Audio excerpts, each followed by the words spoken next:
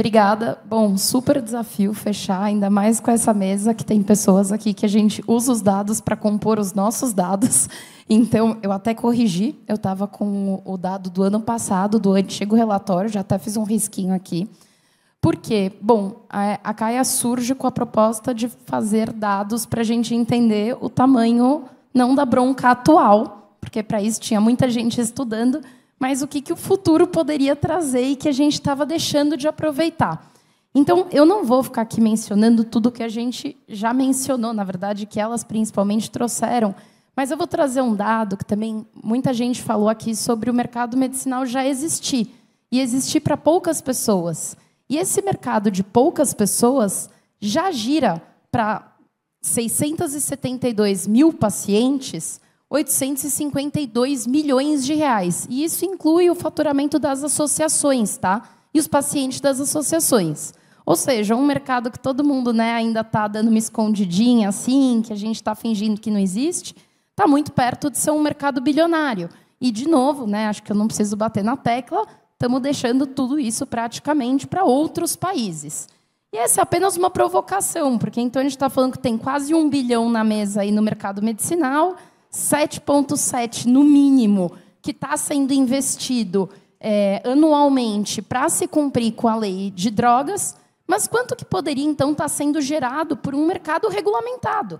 Porque a gente descriminalizou, o que tira, né, um pouco, né, como a gente ouviu na mesa anterior, do peso sobre o usuário.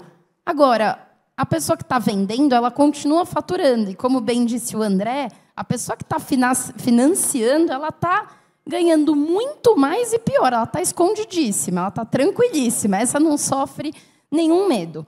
Bom, a gente fez um estudo em 2021, a gente pegou mais de 40 países que tinham regulamentado. E a primeira coisa que a gente descobriu demora 4 anos para a gente chegar em algum lugar de estabilidade. Os primeiros 4 anos do mercado, muita coisa muda, muito difícil entender o tamanho que ele vai ter e se o que foi decidido ali no começo vai dar certo, porque às vezes tem que ter alguns ajustes.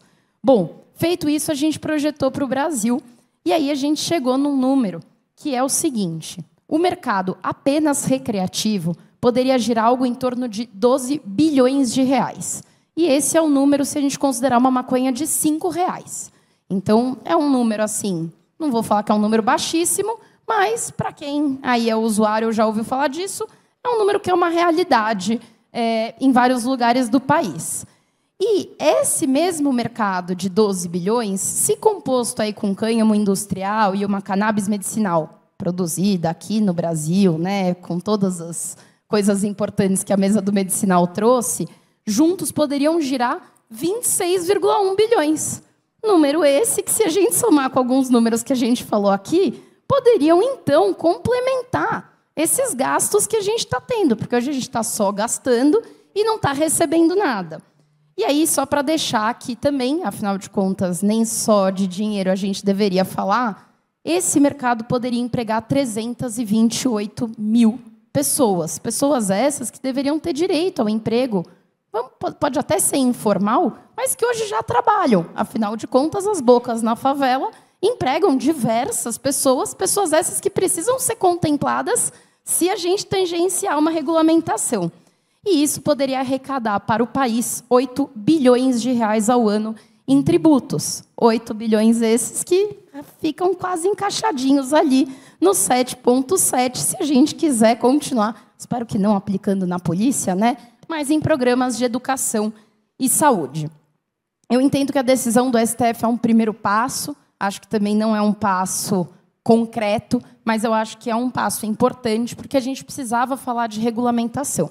E essa foi uma decisão que abriu a porta aí para muitas pessoas que estão há muito tempo tentando falar desse assunto e tinham as portas fechadas na cara, conseguirem pautar esse assunto, não vai ser fácil, mas que pelo menos a gente teve aí uma janela de abertura e eu espero que a gente aproveite, porque isso é o que a gente sabe que pode transformar e, já que a gente está chegando tão atrasado, a gente podia aprender com o erro dos outros países que cometeram um monte de erro e tentar sair na frente com uma política que seja mais justa e considere, sim, a sociedade que hoje já existe, já usa substâncias, já trabalha com substâncias e precisa ser não vou nem falar só contemplada, mas considerada nesse formato de regulamentação, para não vir só aí para as grandes empresas e para os grandes empresários, como aconteceu no caso dos Estados Unidos e de outros países, por exemplo.